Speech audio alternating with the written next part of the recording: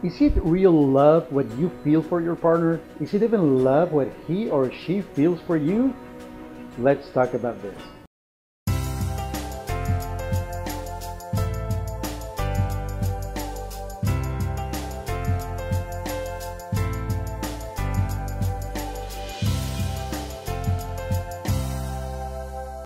People often confuse passion, dependency, addiction, subjection, and even fear with love.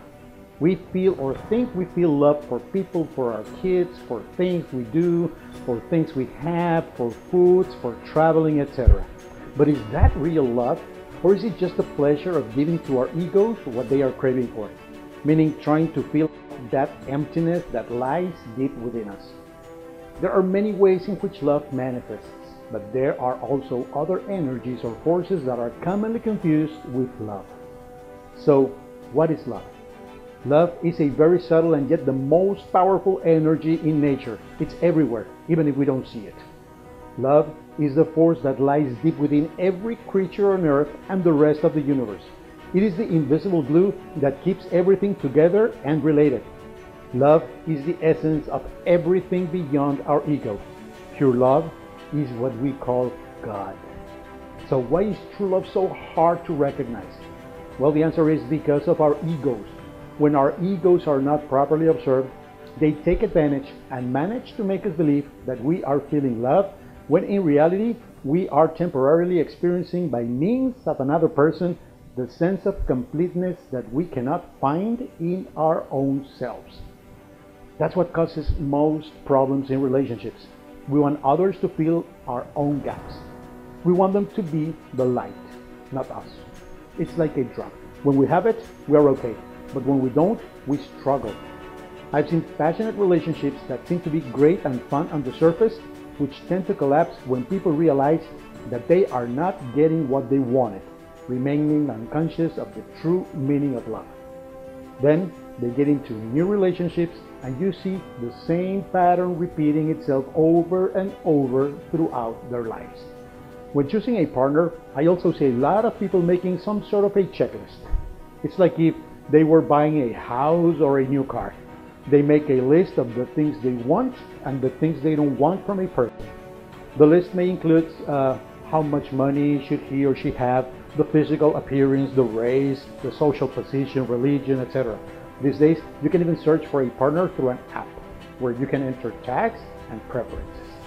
Well, I think people should be very careful with this because while stating what you want from someone else can be good to a certain point, doing things in such a calculated way may also give your ego control of the situation. The soul connection factor could be diminished or not even be part of the equation. See, we live in a very dysfunctional society full of economic challenges, competition, and publicity that promotes selfishness, superficiality, and popular mindsets about the way things should be. While this problem is not new, it may be worsening. Before I got married 25 years ago, I used to think that marrying a rich girl would be a good idea for me to secure my future. However, and thank God, when I was still a teenager, I met this wonderful girl who 10 years later would become my wife. She was not rich. We had a short-term relationship during high school that lasted for 7 months. Then we parted and went into different colleges and different careers. We both had different relationships during that 10-year period. But every once in a while, we would meet again and feel this huge attraction and deep connection that was beyond our control. After finishing college, we ended up having a relationship again. I was in the midst of launching my career as a singer with no economic stability at all, but with many dreams. This was the woman who had been there with me in the good and the bad times. She was there when my mother got cancer and took care of her as if she were her own daughter until my mom passed away. 2 years later, I remember having the realization that this was the woman I would always be coming back to even if I were in another relationship. That gave me the clue to open my eyes and see that she was meant to be my life partner. So I proposed to her, not with a ring, but with a simple greeting card asking her to marry me. I had no money for the ring. We had no money to buy a house, and I could not assure to her a stable future. However, she knew in her heart that this was the right thing to do, and she accepted. Our souls had made that decision for us. We got married. We somehow managed to survive and figured out a way to buy our first apartment. We have been blessed with a wonderful relationship for many years. We had two beautiful boys and we lost a daughter when she was being delivered. Throughout our life together, we have enjoyed many glories and blessings, but we also have had to overcome very extreme and tough situations. In the end, we have always thrived. People ask me all the time, how do you guys manage to have this wonderful relationship? And I think it is because our relationship was not based on expectations or ego. It was based on true love, deep soul connection, similar values, likes, education, and views of life. We both have faced our very own and unique challenges. We both had big egos, but we have always been there for each other no matter what, with love, patience, and acceptance.